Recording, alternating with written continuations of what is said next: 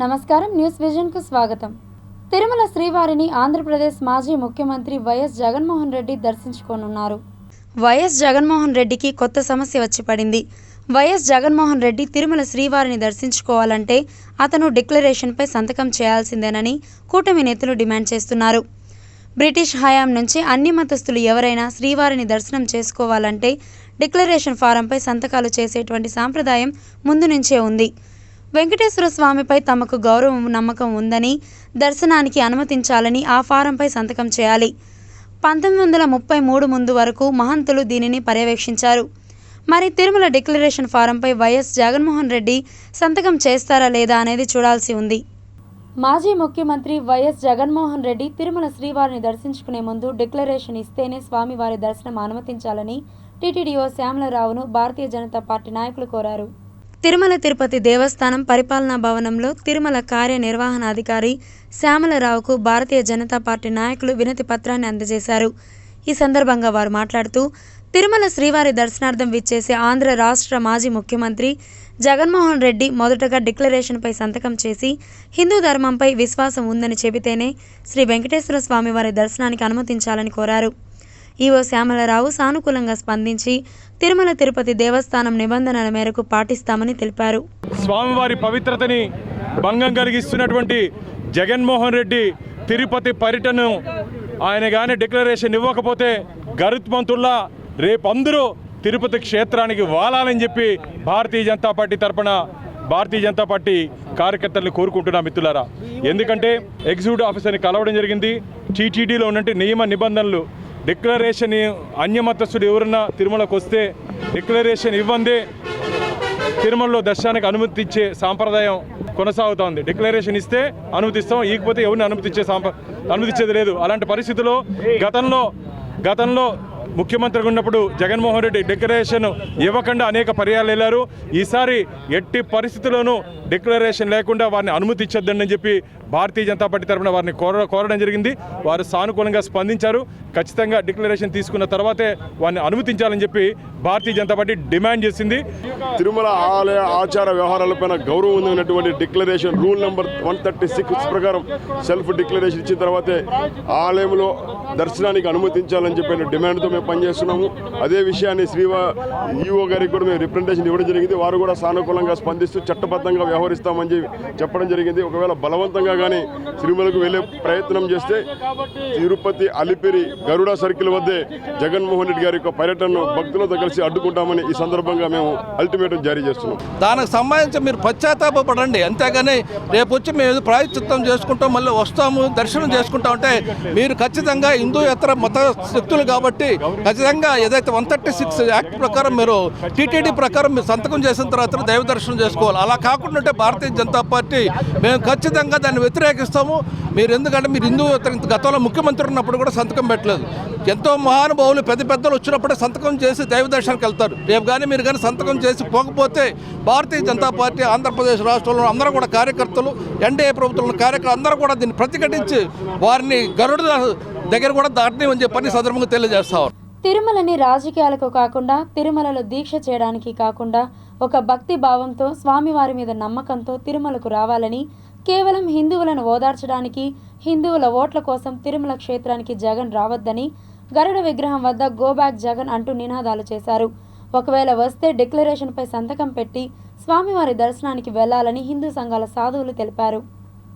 తిరుమల ఎన్ని పర్యాయాలు వచ్చినా కూడా ఒక్కరోజు డిక్లరేషన్ మీద సంతకం పెట్టకుండా, డిక్లరేషన్ మీద సంతకం పెడితే వెంకటేశ్వర స్వామిని దైవముగా నేను భావిస్తున్నానని అంగీకరించడం అదే డిక్లరేషన్ కదా.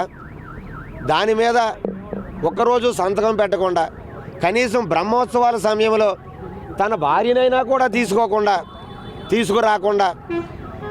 ముత్యాలు, తలంబ్రాలు, పట్టు వస్త్రాలు సతీ సమేతంగా ఇవ్వాల్సిన పరిస్థితులు ఆయన ఒక్కడే ఇచ్చి గత 5 సంవత్సరాలు హిందువుల విశ్వాసాలను కానీ తిరుమల ఆచారాలు కానీ తిరుమల పవిత్రతను కానీ దేన్ని లెక్క చేయకుండా జగన్మోహన్ రెడ్డి బాహాటంగా హిందూ విశ్వాసాలను మోసగించినటువంటి మీరు ఈరోజు ఎలాగొస్తున్నారు తిరుమలకి?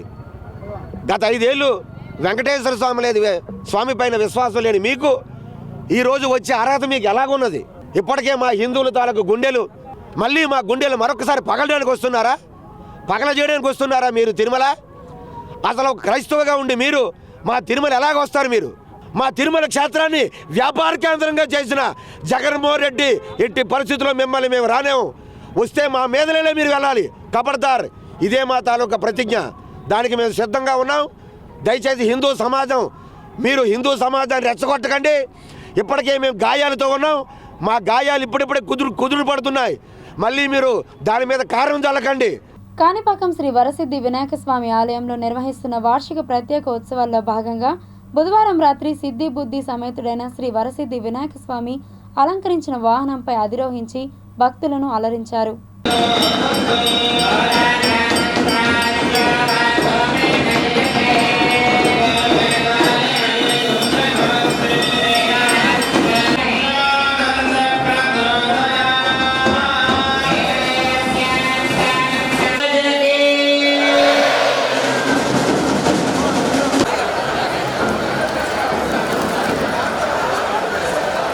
మధ్యలో దారి వదలాలన్నా స్వామి తీసుకొని ముందుకు వస్తారు. మధ్యలో దారి వదల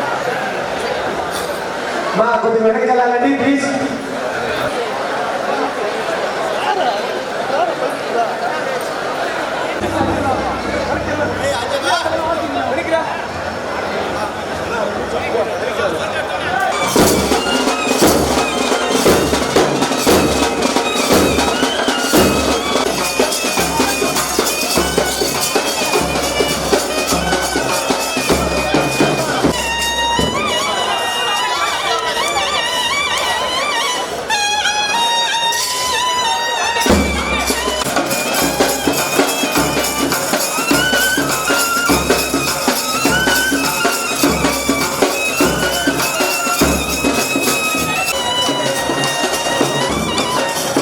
తిరుపతిని పరిశుభ్ర నగరంగా దేశంలోనే నెంబర్ 1గా నిలిపేందుకు ప్రతి ఒక్కరూ సహకరించాలని తిరుపతి ఎమ్మెల్యే ఆరణి శ్రీనివాసులు కోరారు. స్వచ్ఛతా హీ సేవా కార్యక్రమంలో భాగంగా పరిసరాల పరిశుభ్రతపై అవగాహన కార్యక్రమం నిర్వహిస్తున్నామని, గాంధీ జయంతి వరకు స్వచ్ఛతా హీ సేవా కార్యక్రమాలు కొనసాగుతాయని పేర్కొన్నారు. తిరుపతి నగరాన్ని పరిశుభ్రంగా ఉంచుకోవడం ప్రతి ఒక్కరి బాధ్యతని, ప్రజల్లో పరిశుభ్రతపై అవగాహన కోసం పలు రకాల పోటీలు నిర్వహిస్తున్నామని ఎమ్మెల్యే తెలిపారు.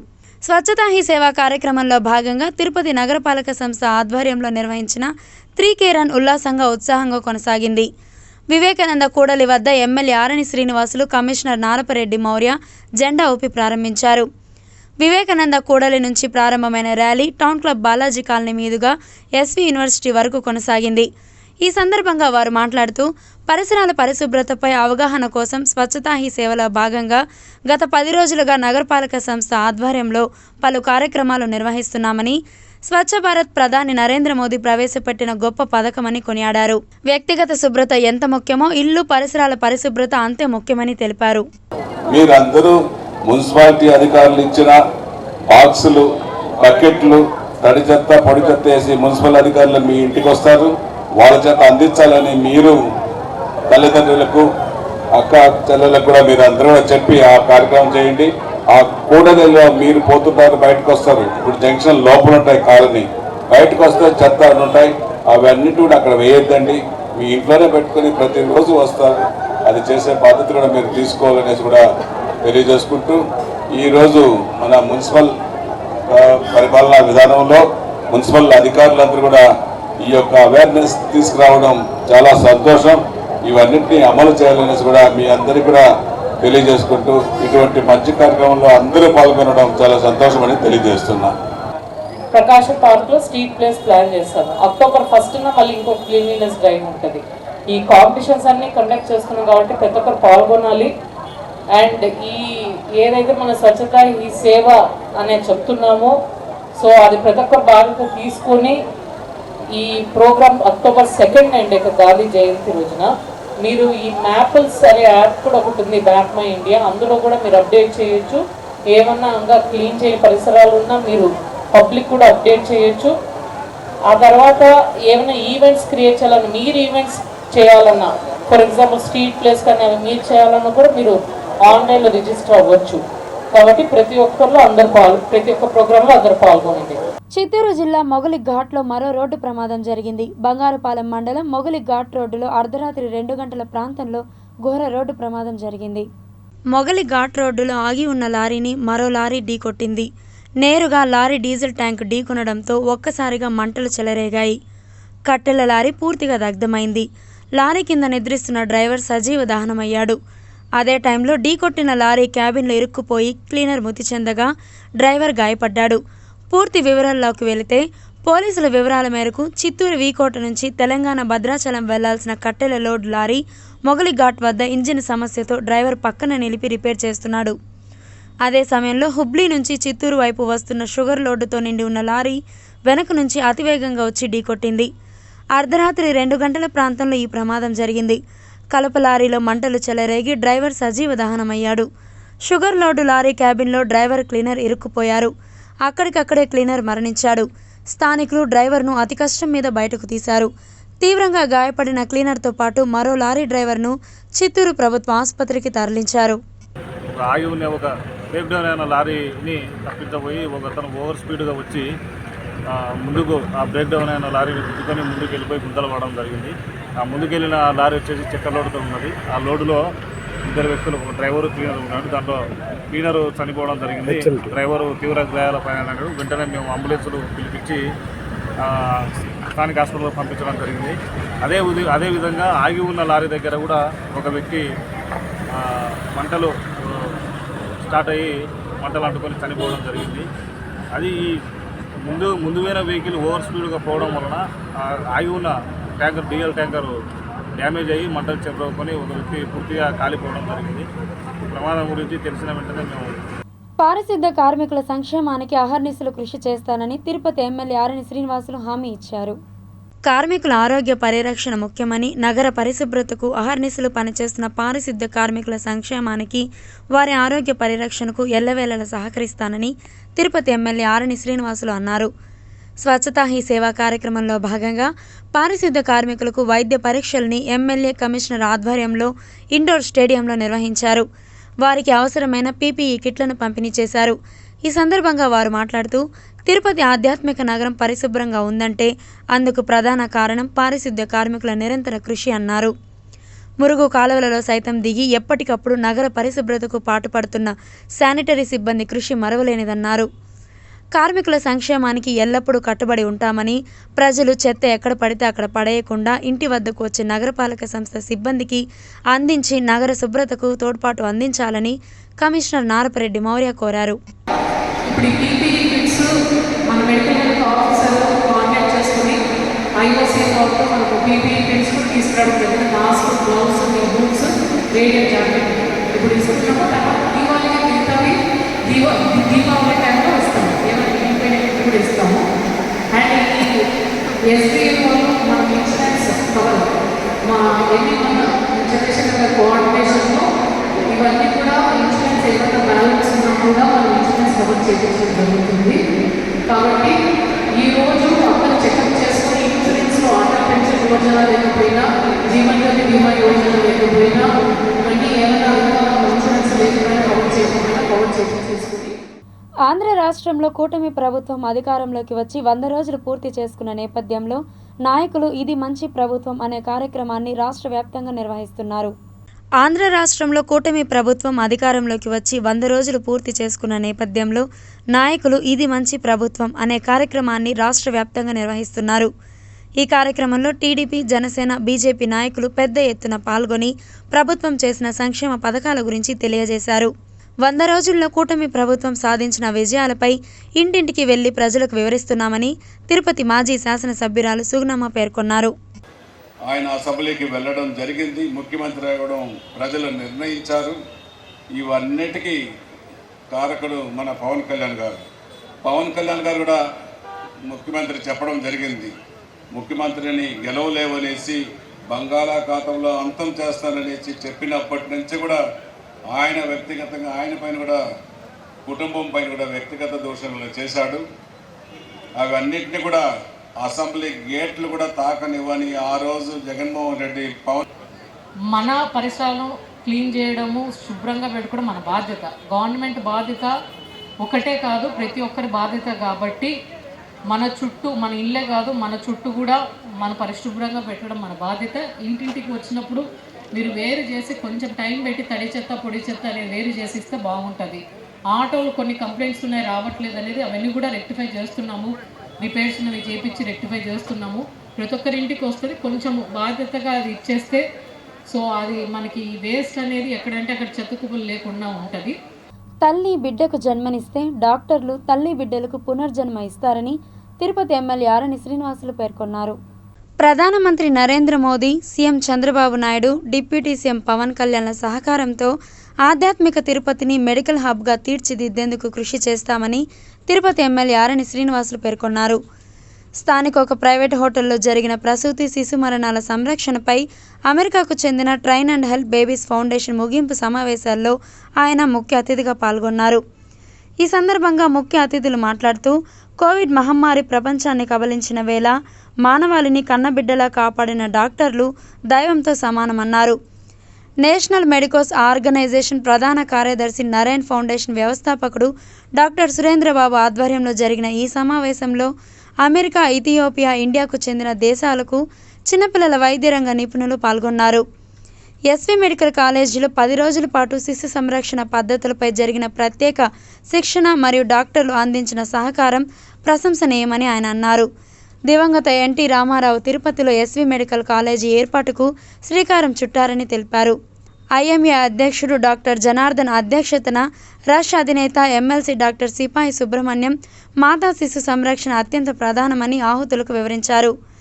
ట్రైన్ అండ్ హెల్ప్ బేబీస్ ఆధ్వర్యంలో జరుగుతున్న ఈ జాగృతి కార్యక్రమాలు తిరుపతి కేంద్రంగా రాష్ట్రమంతా వ్యాపించాలని ఆయన అభిలాషించారు. మరియు ఎస్వి మెడికల్ కాలేజీ బృందానికి నా అభినందనలు. భవిష్యత్తులో మీరు ఇలాంటి మంచి కార్యక్రమాన్ని ఇంకా చాలా చేయాలని, దానికి మా వంతు సహాయ సహకారాలు కూడా మీకు ఏ అవసరమైన ఉంటే చెప్తే మీకు కూడా అందుబాటులో ఉండి మీ సమస్యల పరిష్కారానికి ప్రభుత్వంతో చర్చించి మీకు కూడా సహాయ సహకారాలు అందిస్తానని తెలియజేసుకుంటున్నాం. అంతేకాకుండా మన ఎన్డీఏ కూటమిలో ఒక అనుభవశాలైన ముఖ్యమంత్రి నారా చంద్రబాబు నాయుడు గారి నాయకత్వంలో, అదేవిధంగా ఉప ముఖ్యమంత్రి పవన్ కళ్యాణ్ గారి సహకారంతో మన ఎన్డీఏ దేశాధినేత మోదీ గారి సహకారాలు తీసుకొని మహాత్మా గాంధీ ఆశయ సాధనకు కృషి చేయాలని ఎమ్మెల్యే గురజాల జగన్మోహన్, ఎంపీ దగ్గుమల్ల ప్రసాదరావు పిలుపునిచ్చారు. చిత్తూరు నగరంలోని గంగినేని పార్కులో నెహ్రూ యువ కేంద్రం ఆధ్వర్యంలో స్వచ్ఛతా హీ సేవ కార్యక్రమాన్ని ప్రారంభించారు. ఈ సందర్భంగా వారు మాట్లాడుతూ మహాత్మా గాంధీ స్వేచ్ఛ, స్వాతంత్రం, పరిశుభ్రమైన భారతదేశం గురించి కలలు కన్నారని తెలిపారు. వారి ఆశయ సాధనకు ప్రతి పౌరుడు కృషి చేయాలన్నారు. ప్రధాని నరేంద్ర మోదీ పుట్టినరోజు సందర్భంగా సెప్టెంబర్ 17వ తేదీ నుంచి అక్టోబర్ 2వ తేదీ వరకు స్వచ్ఛ పక్షోత్సవాలను నిర్వహిస్తున్నామన్నారు. దీనికోసం కేంద్ర ప్రభుత్వం నిధులు కేటాయించిందని, తద్వారా స్వచ్ఛత, పరిశుభ్రత పనులు జరుగుతుందన్నారు. ప్రభుత్వంతో పాటు ప్రజలు కూడా స్వచ్ఛ భారత్కు సహకరించాలని కోరారు. అనంతరం పార్కులో శుభ్రత కార్యక్రమాలు చేపట్టారు. వాలంటీర్లకు టీషర్ట్లను పంపిణీ చేశారు. చిత్తూరు పట్టణంలోని బీజేపీ అధ్యక్షులు మరియు ఇతర సిబ్బందితో పాటు స్వచ్ఛ భారత్ కార్యక్రమాన్ని గత 15 రోజుల నుండి నడుపుతున్నారు. అలాగే ఇవాళ ఇక్కడ వచ్చిన తర్వాత నాకు కూడా ఒకటే అనిపించింది, స్వచ్ఛ చిత్తూరుగా కూడా ఒక ఇది చేసి ప్రతి వారం ఒక గవర్నమెంట్ స్కూల్ కావచ్చు, గవర్నమెంట్ హాస్పిటల్స్ కావచ్చు, లేదా ప్రభుత్వ బిల్డింగ్లు, బంగ్లాలు కూడా కావచ్చు, ప్రజలందరితో మమేకమై ప్రతి వార్డు కూడా నెలలో 2-3 వార్డులలో అక్కడ ఉన్న నాయకులు కావచ్చు, అధికారులు కావచ్చు, ప్రజలు కావచ్చు, వారందరితో మమేకమై ఈ స్వచ్ఛ భారత్ లాగే స్వచ్ఛ చిత్తూరుని కూడా తీర్చిదిద్దే విధంగా ప్రణాళికల్ని తయారు చేస్తామని తెలియజేసుకుంటూ, ఆ క్లీన్గా పెట్టడానికి మురుగునీరుని క్లీన్ చేసుకోవటం, ఎక్కడైతే స్లమ్స్లో తర్వాత పేద వర్గాల్లో లెట్రిన్ ఫెసిలిటీస్ లేవో దానికోసం స్పెషల్గా ఒక ఉద్యమంగా అందరికీ ఫండ్స్ ఇచ్చి చేస్తూ ఉన్నారు. అలాగే రాష్ట్ర ప్రభుత్వాలు కూడా ప్రధానమంత్రి గారి ఆదేశాలతోటి అంతా క్లీన్ ఎలా ఉండాలి, అప్పుడు దానిలో prevention is better than cure అనేది ఒక స్లోగన్గా పెడుతున్నాం. మనం అసలు పడేయకుండా ఉంటే మనం ఎత్తే పని ఉండదు. దాన్ని జాగ్రత్తగా డిజిగ్నేటెడ్ ప్లేస్లో దాన్ని పెట్టుకొని మున్సిపల్ అథారిటీస్ దాన్ని తీసుకుపోయి డంప్ యార్డ్కి తీసుకెళ్ళిపోతారు. బదిలీలకు ప్రభుత్వం అందిస్తున్న సంక్షేమ పథకాలను సద్వినియోగం చేసుకోవాలని విభిన్న ప్రతిభావంతుల శాఖ ఏడీ శ్రీనివాసులు తెలిపారు. ప్రపంచ బదిలీల దినోత్సవాన్ని పురస్కరించుకుని చిత్తూరు డిస్టిక్ అసోసియేషన్ ఆఫ్ డెఫ్ ఆధ్వర్యంలో గాంధీ విగ్రహం వద్ద అవగాహన ర్యాలీ నిర్వహించారు. అనంతరం అంబేద్కర్ భవన్లో ఏర్పాటు చేసిన సమావేశంలో ముఖ్య అతిథిగా పాల్గొన్న లేడీ శ్రీనివాస్ మాట్లాడుతూ కేంద్ర రాష్ట్ర ప్రభుత్వాలు బదిలీలకు అనేక సంక్షేమ పథకాలను అమలు చేస్తుందన్నారు. పింఛన్ల పంపిణీ, చెవిటి మిషన్ అందించడం, హియర్ అండ్ స్పీచ్ థెరపీ వంటి ఎన్నో పథకాలను అమలు చేస్తుందని సద్వినియోగం చేసుకోవాలని పిలుపునిచ్చారు. అదే రకంగా డిఆర్డీఏ వాళ్ళు కూడా కొన్ని ట్రైనింగ్స్ ఇస్తున్నారు.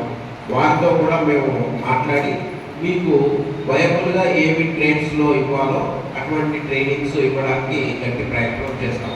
అయితే మీరు బేసిక్గా డాటా ఇవ్వాలి. వితౌట్ డాటా ఏదో దారిలో చెప్పినట్టుగా ఏదో చేతిలో పెన్నుంది కదా అని చెప్పి 2 ముక్కలు రాసిస్తే అది వర్కౌట్ అవ్వదు. మేము కూడా తీసి దాన్ని డెస్క్లో పెట్టేస్తాం. ఎవరైతే మేడం ఏమైనా data out give data. So మాధుర్యం ప్లీజ్ నేను చిత్తూరు నగరపాలక సంస్థలో నిర్వహించిన డయల్ యువర్ ఎమ్మెల్యే కార్యక్రమానికి విశేష స్పందన వస్తోందని ఎమ్మెల్యే గురజాల జగన్మోహన్ తెలిపారు.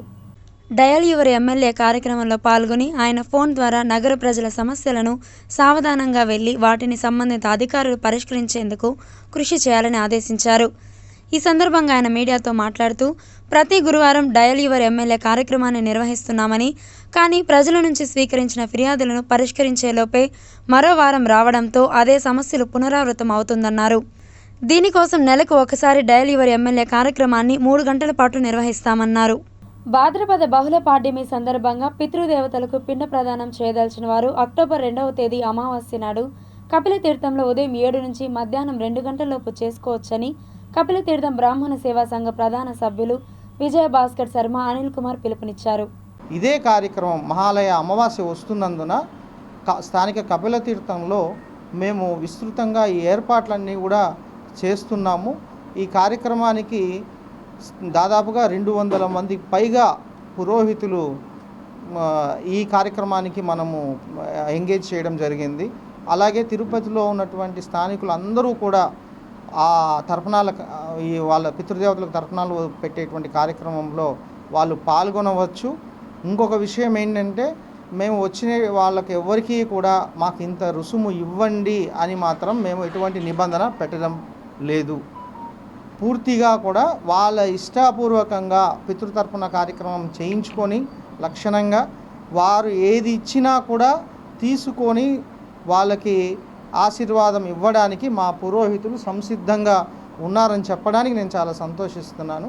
తిరుమల శ్రీవారి భక్తులు సమర్పించే తలనీలాలను టీటీడీ ఎలా ఉపయోగిస్తుందో ఒకసారి చూద్దాం. తిరుమల తిరుపతి దేవస్థానం ప్రపంచ ప్రసిద్ధి. ఈ ఆలయాన్ని ఏటా లక్షలాది మంది భక్తులు సందర్శిస్తారు. వారి సమర్పణలతో తిరుమల అత్యంత ధనిక దేవాలయాల్లో ఒకటిగా చేరింది. తిరుమల లడ్డూకి ఎంత ఆదరణ ఉందో అందరికీ తెలిసిందే. అలాగే తిరుమల వెళ్తే చాలామంది గుండుతో వస్తుంటారు. ఇది కూడా ప్రజాదరణ పొందింది. ఏటా 100 కిలోల జుట్టు దానం చేస్తారు. ఇలాంటి వాతావరణంలో దేవస్థానం ఈ వెంట్రుకలను ఎలా పారవేస్తుంది? తిరుమల బాలాజీ ఆలయంలో కేశదానం ఎందుకు చేస్తారో తెలుసుకుందాం. తిరుమలకు వెళ్ళి ఎంత ఎక్కువ జుట్టు దానం చేస్తే ఆ ఏడుకొండలవాడు అంత ఐశ్వర్యం ప్రసాదిస్తాడని విశ్వాసం.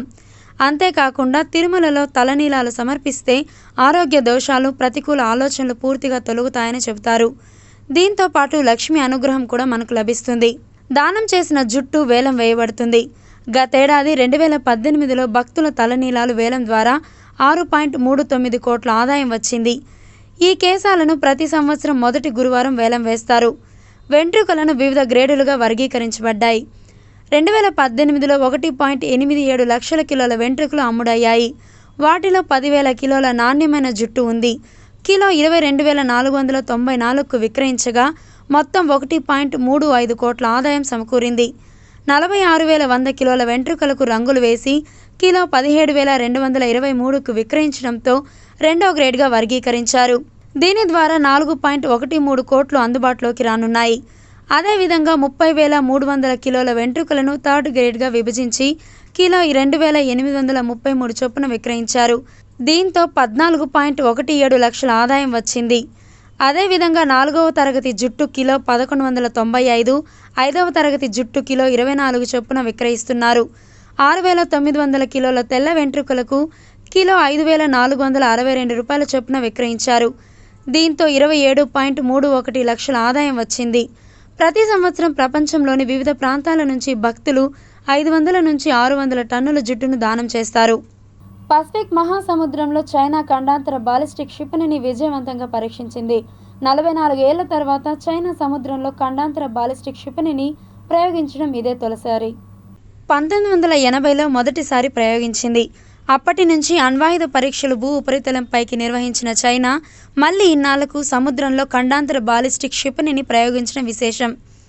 PLA రాకెట్ ఫోర్స్ ఈ ఖండాంతర క్షిపణి డమ్మీ వార్ హెడ్ను అమర్చి స్థానిక కాలమానం ప్రకారం బుధవారం ఉదయం 8:44కు ప్రయోగించినట్లు చైనా రక్షణ మంత్రిత్వ శాఖ ఓ ప్రకటనలో పేర్కొంది. ఖండాంతర క్షిపణి ముందుగా నిర్ణయించిన లక్ష్యానికి విజయవంతంగా చేరుకుందని తెలిపింది. ఈ ప్రయోగం మా దేశ దళాల శిక్షణ, ఆయుధ శక్తి, నిర్ణీత లక్ష్యాలను ఛేదించే సామర్థ్యం వంటి అంశాలను విశ్లేషించేందుకు ఉపయోగపడుతుందని చైనా ప్రకటించింది. ఖండాంతర క్షిపణి ప్రయోగంపై సంబంధిత దేశాలకు ముందే సమాచారం అందించామని, ఏ దేశానికి వ్యతిరేకంగా నిర్దేశించింది కాదు అని చైనా రక్షణ మంత్రిత్వ శాఖ ప్రకటనలో పేర్కొంది. అంతర్జాతీయ చట్టాలకు అనుగుణంగానే ఈ ప్రయోగం జరిగిందని తెలిపింది. దేశ సైనిక దళాల వార్షిక శిక్షణ ప్రణాళికల్లో ఇది సాధారణంగా జరిగే విషయమేనని తెలిపింది. ఇక ఈ నెల ప్రారంభంలోనే ఉత్తర కొరియా తూర్పు సముద్రం వైపు అనేక స్వల్ప శ్రేణి బాలిస్టిక్ క్షిపణులను చైనా ప్రయోగించింది. ఇటీవల కాలంలో ఆసియా, పసిఫిక్ ప్రాంతంలో క్షిపణి కార్యకలాపాలు ఊపందుకున్నాయని వార్తలు వస్తున్న నేపథ్యంలో చైనా తాజా పరీక్ష ఆందోళనకరంగా మారింది. ప్రస్తుతం చైనా దగ్గర అణు సామర్థ్యాలు స్థాయికి మించే ఉన్నాయని నిపుణులు అంచనా వేస్తున్నారు. మరోవైపు చైనా మాత్రం తొలుత అణ్వస్త్రాల వినియోగానికి తాము వ్యతిరేకమని పేర్కొంది. ప్రస్తుతం బీజింగ్ అమ్ముల పొదిలో దాదాపు 500 అణు వార్ హెడ్లు ఉన్నాయి. దీంతో పాటు 350 ఖండాంతర బాలిస్టిక్ క్షిపణులు ఉన్నట్లు నిపుణుల అంచనా. 2030 నాటికి అణు వార్ హెడ్ల సంఖ్య 1000 దాటిపోవచ్చునని అమెరికాలోని పెంటగాన్ అంచనా వేసింది. ఒకప్పుడు గ్రామాల్లో, పట్టణాల్లో ఎటు చూసినా కాకులు గుంపులు గుంపులుగా కనిపించేవి. క్రమేపీ కాకుల సంఖ్య కనుమరుగైపోతోంది. బయట వాకిట్లో ఏ ధాన్యాలు ఆరబోసినా తినేందుకు వచ్చేవి. ఏమాత్రం చూడకపోయినా సగం ఖాళీ చేసేవి. అందుకోసం కాకులను తరిమేందుకు ఎవరో ఒకరు కావలి ఉండేది.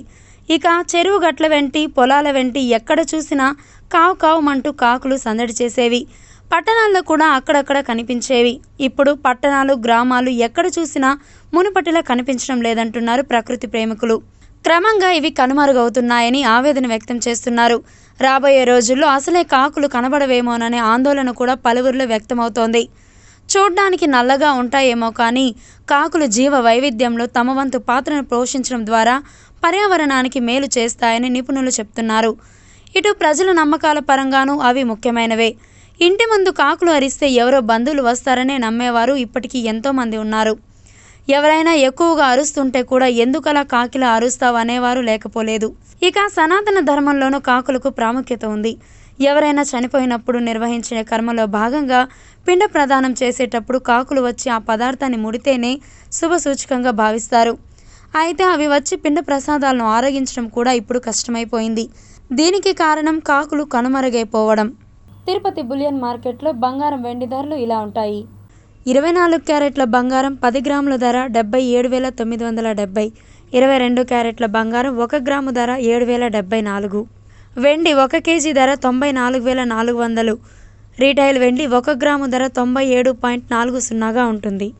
ఈ వార్తలు ఇంతటితో సమాప్తం. సమగ్ర సమాచారంతో న్యూస్ విజన్లో మళ్ళీ కలుద్దాం. అంతవరకు సెలవు. నమస్కారం.